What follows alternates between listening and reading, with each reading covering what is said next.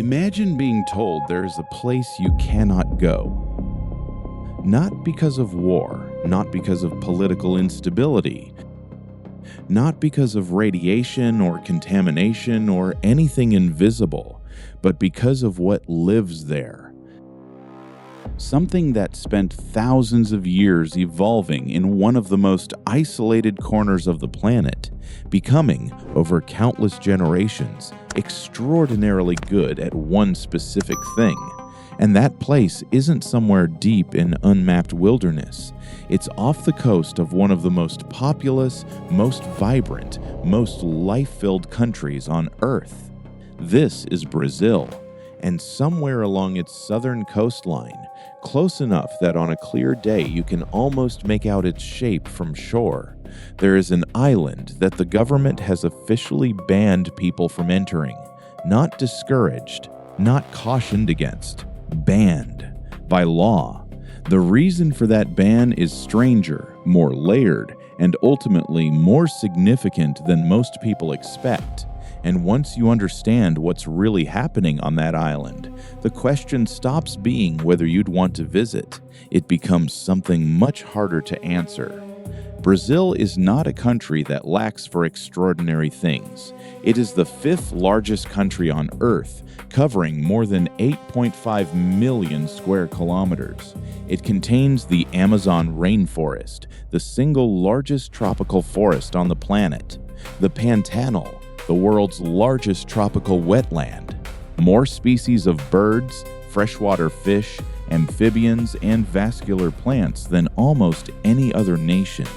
Brazil is a country defined by abundance, loud, layered, endlessly complex, almost overwhelming in the scale of what it holds.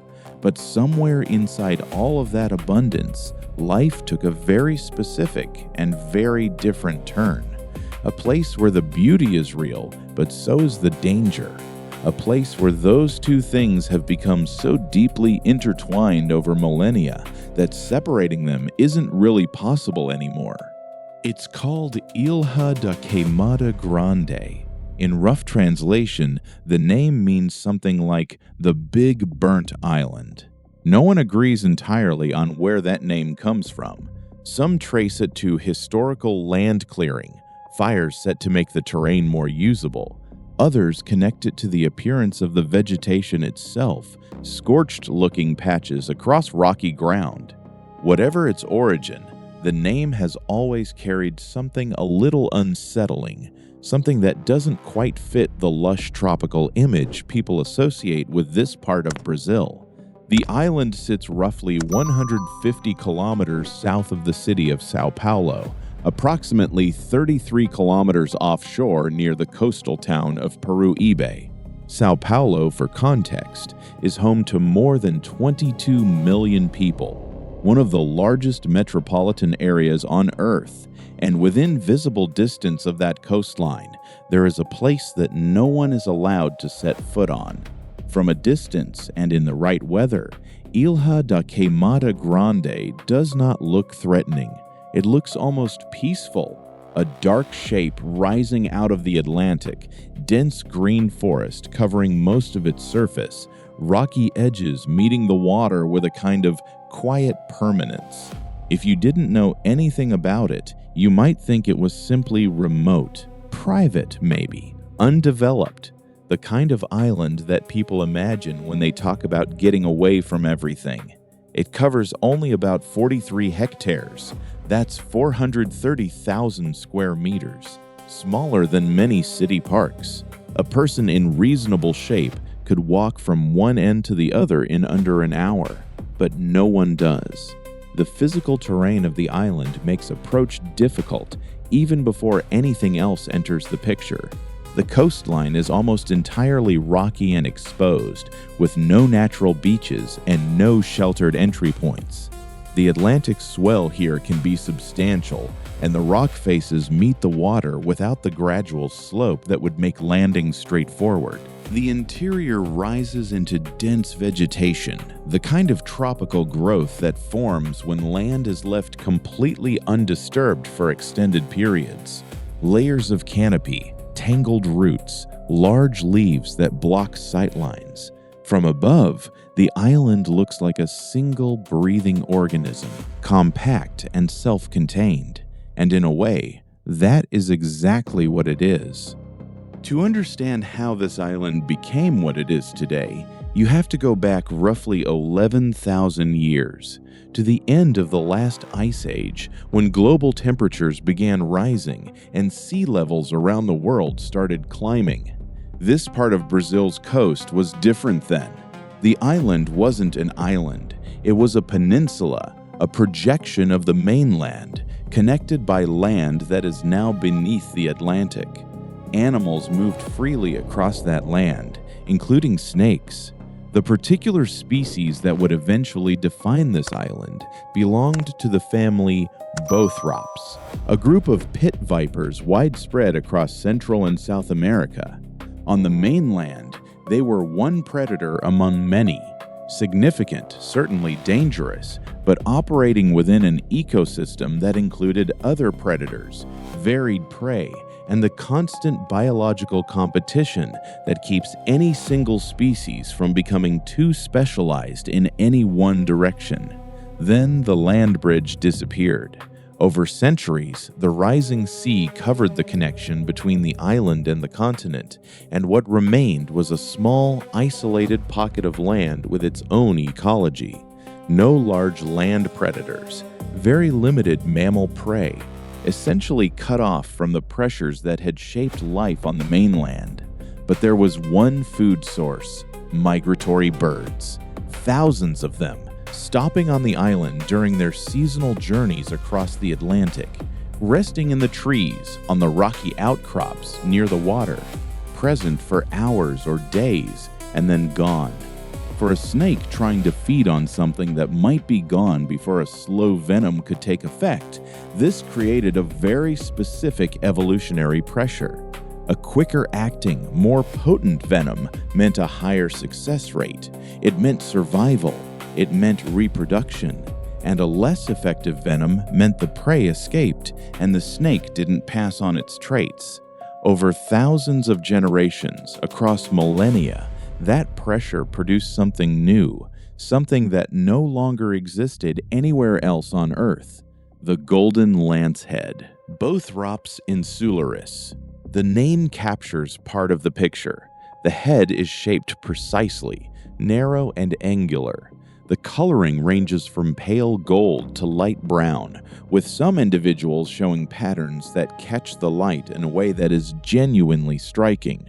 Adults typically reach around 70 centimeters, occasionally longer. By most measures, this is not a large snake, but the venom is something else entirely. Studies have consistently placed it among the most potent venoms of any Bothrops species, estimated at 3 to 5 times stronger than that of mainland relatives. It is hemotoxic, attacking the blood and disrupting the body's ability to clot. It also carries necrotic properties, breaking down tissue at the site of a bite in ways that cause severe, lasting damage. That combination is unusual, and it is particularly unforgiving in an environment where medical attention is not close. On the mainland, a Bothrops bite is serious and potentially fatal without treatment. Here, the margin for error is considerably smaller.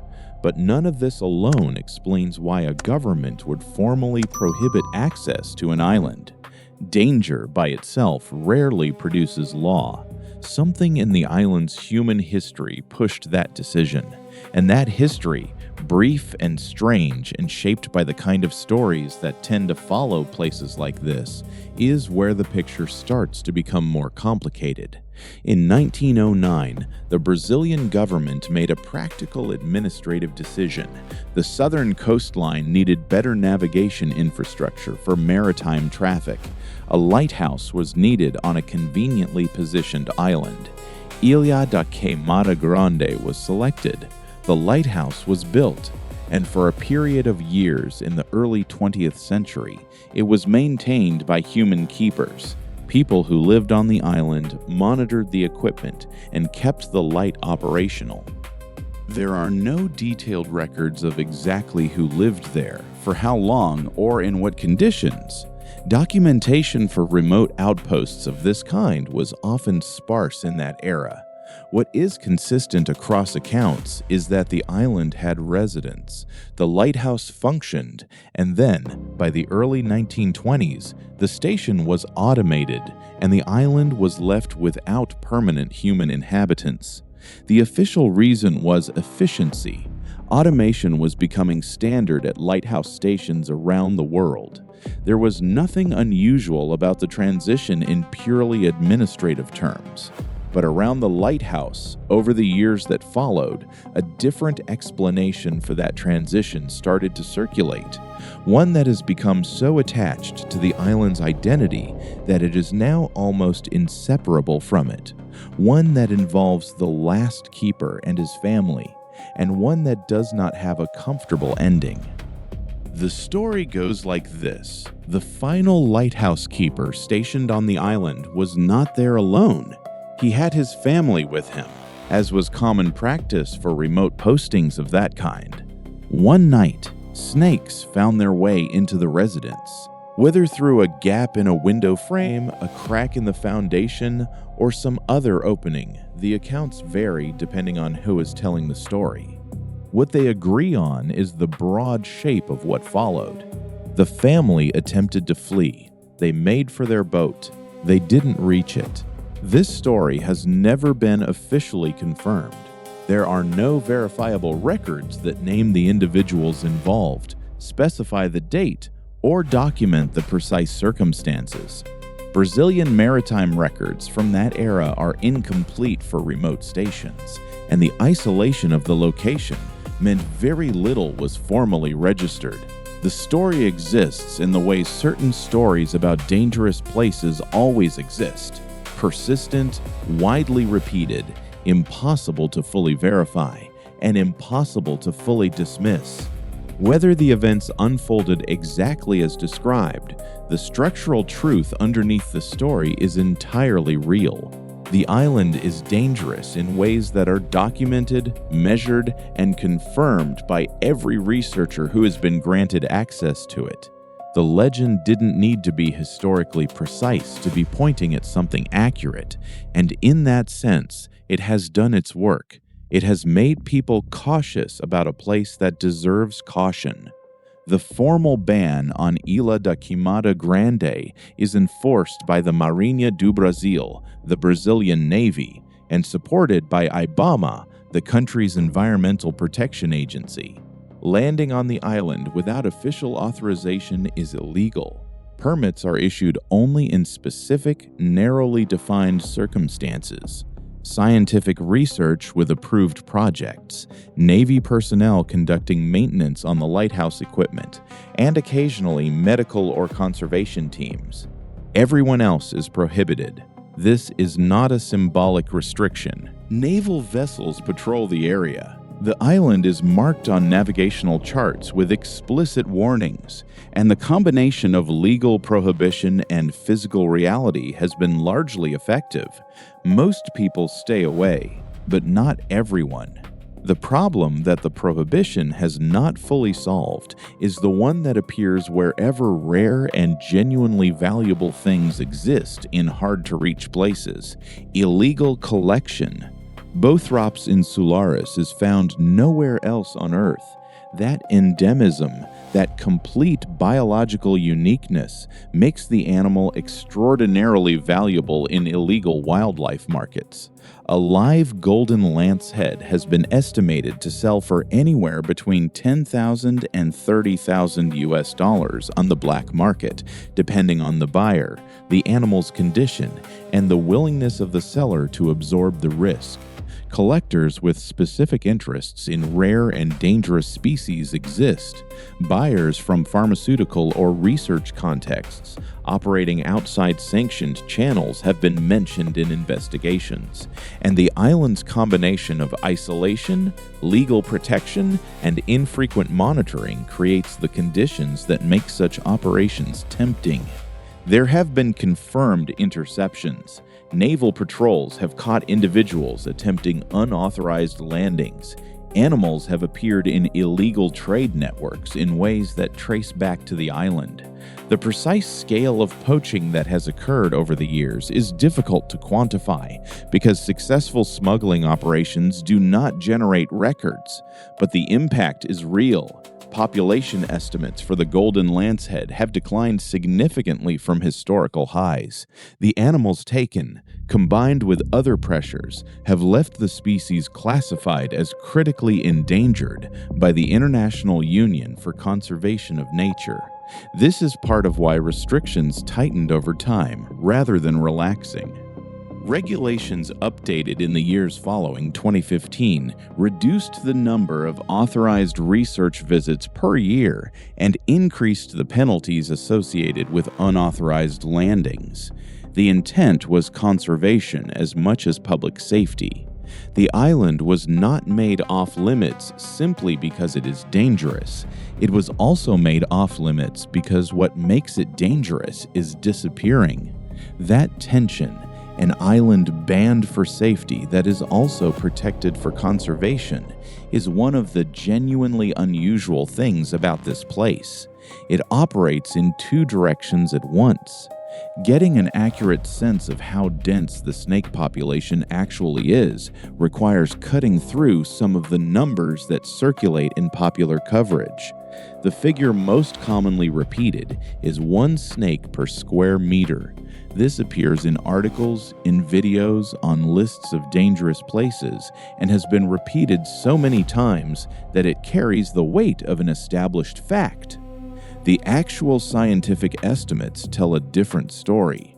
Studies suggest a population somewhere between 2,000 and 4,000 individual snakes across the island's 43 hectares. That works out to a density considerably lower than 1 per square meter across the total area, but still remarkable. Still far higher than the snake density of almost any other comparable habitat on Earth. And the distribution is not uniform. Golden lanceheads are ambush predators, not active hunters.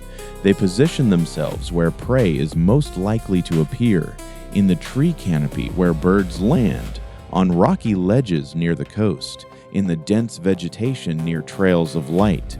Walk through certain areas and the concentration is genuinely startling. Walk through others and encounter nothing for a period. The island doesn't announce its danger evenly. That unpredictability is one of the features that makes it particularly difficult to navigate, even for those with experience and preparation. Researchers who have received authorization to visit describe a specific kind of sustained alertness that the environment demands. Every surface needs to be confirmed before body weight is committed to it. Every branch, every rock, every patch of ground. Looking up requires first confirming what's at foot level. Progress is slow, deliberate, and maintained without interruption. There is no moment where the attention can reasonably drop. One researcher described it as a kind of cognitive exhaustion that sets in faster than expected. Not paralyzing fear, but a constant demand for focus that accumulates over hours in a way that's different from other fieldwork environments. The island asks something of you that most places don't, and that asking doesn't pause. The vegetation contributes to the difficulty in practical ways. Dense tropical growth, undisturbed for extended periods, develops layers and tangles that obstruct movement and visibility simultaneously. Roots cross the ground at unexpected angles. Large leaves reduce sight lines to a few meters. Light filters unevenly through the canopy, creating contrast that makes visual identification harder. The golden lancehead's coloring provides genuine camouflage against the forest floor and against certain bark textures. Even researchers in full protective gear, moving carefully and deliberately, have described situations where they came close to placing a hand or a foot in precisely the wrong spot. Add to this the heat, the humidity, The full protective gear, long sleeves, thick boots, gloves, that adds layers of physical discomfort to an already demanding environment. Moving carefully through dense tropical vegetation in that kind of heat is genuinely exhausting. The mental focus required and the physical effort required begin to compete with each other in ways that increase the overall risk profile of every additional hour spent on the island. And this is the experience of researchers who have prepared for months, who carry anti-venom, who move in coordinated groups with established protocols, and who have spent significant time studying the environment before setting foot in it. The lighthouse keeper and his family had none of that context. Whatever happened during the years of human habitation, the conditions for genuine danger were entirely real and entirely present. There is also something about the approach to the island that does not usually receive the same attention as the snakes, but deserves mention. The sea. The coastline of Ilha da Queimada Grande is exposed and rocky. There are no sheltered natural harbors, no gradual sandy entries, no protected anchorages. The Atlantic swell along this stretch of Brazil's coast can shift quickly and without much warning. Landing requires skill, appropriate conditions, and a reasonable tolerance for uncertainty. Several accounts of unauthorized visits, including ones that didn't result in any encounter with the snakes at all, describe the boat approach as the most genuinely alarming part of the experience. The water around the island operates on its own terms. The snakes are the headline, but headlines can distract from the subordinate risks that also need managing. That combination of a difficult approach and a hostile interior is part of what has kept the island so effectively sealed against casual access. Not just the law, the place itself discourages entry in multiple overlapping ways, and over time, those layers of difficulty have preserved something on that island that would have been compromised long ago if it had been easier to reach. The paradox of Ilha da Queimada Grande is this: the very features that make it dangerous are the features that made it scientifically extraordinary. The isolation that produced the golden lancehead also preserved the golden lancehead. The venom that makes the snake so hazardous to humans is the same venom that turned out to contain something with enormous value for human medicine. And that is where the story moves from danger into something that changes the entire frame. Given everything, it would be reasonable to think of this island as simply a place of danger, a place to avoid, to view from a safe distance, to admire for its strangeness without needing to understand it more deeply. That framing is easy, it works as a headline, and it is also significantly incomplete, because inside that forbidden, isolated, biologically hostile place, science has been finding something extraordinary, something that has almost certainly already saved millions of lives without most of those people ever knowing where the research came from.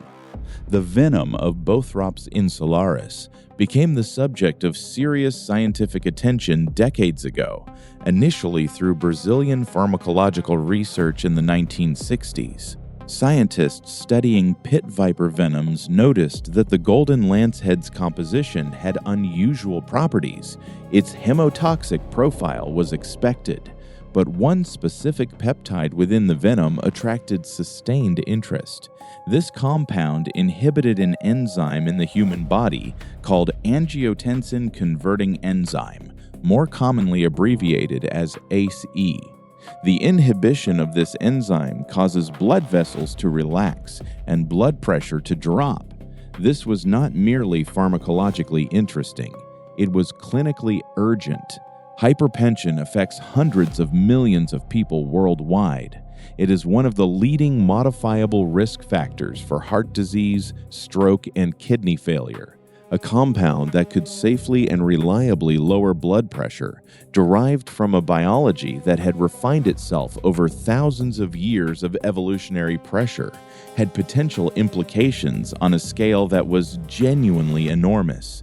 The research that followed, built on the foundational work of Brazilian pharmacologist Sergio Ferreira, who isolated the key peptide and championed its medical applications across years of often skeptical reception, eventually led to the development of captopril. Approved by the U.S. Food and Drug Administration in 1981, captopril became the first in a class of medications called ACE inhibitors. Today, this class of drugs is among the most widely prescribed in the world.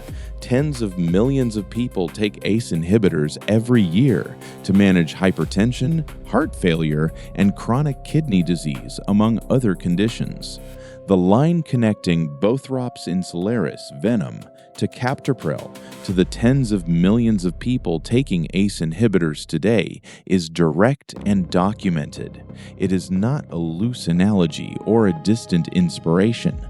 The specific molecular mechanism that makes this entire drug class work was identified through the study of venom from a snake that lives on an island. The Brazilian government has made it illegal to visit. Ferreira's story is worth pausing on.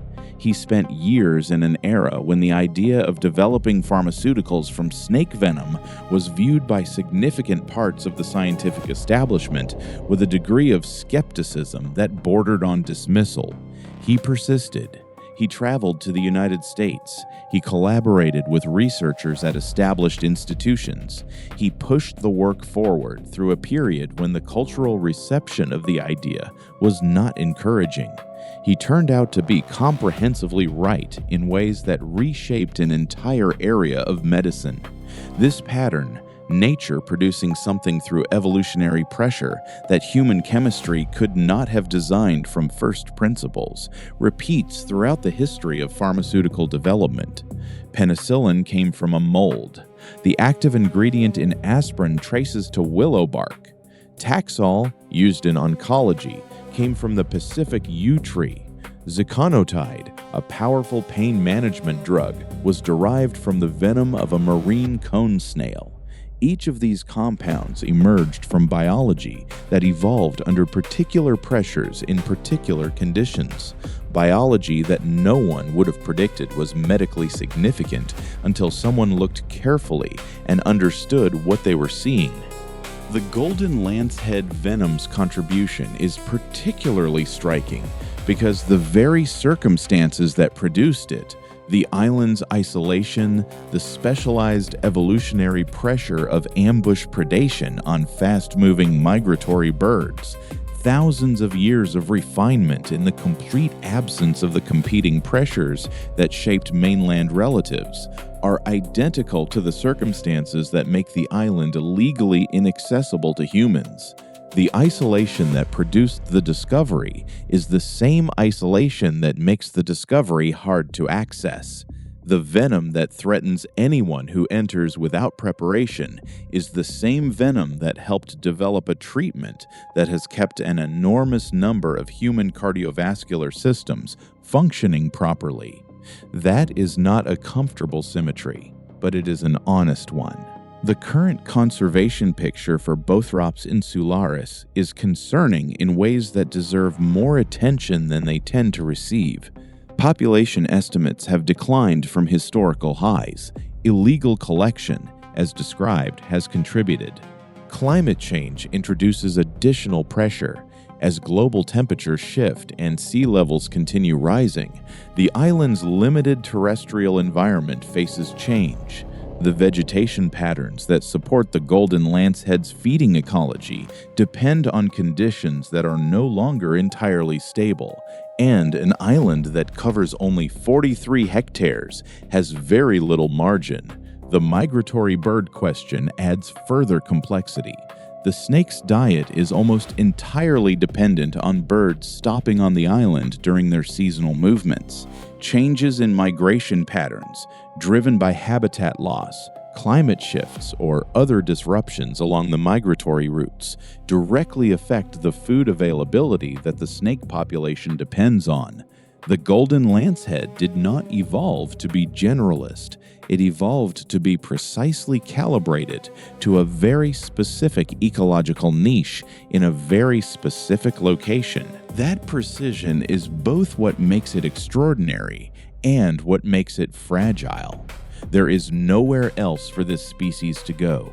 There is no secondary habitat, no backup island, no mainland population. If the conditions on Ilha da Queimada Grande shift past a threshold, the golden lancehead goes with them permanently. And with it goes whatever other compounds, whatever other biochemical properties, whatever other potential medical applications exist in that venom that researchers have not yet fully characterized. This is the part of the story that conservation researchers find most frustrating.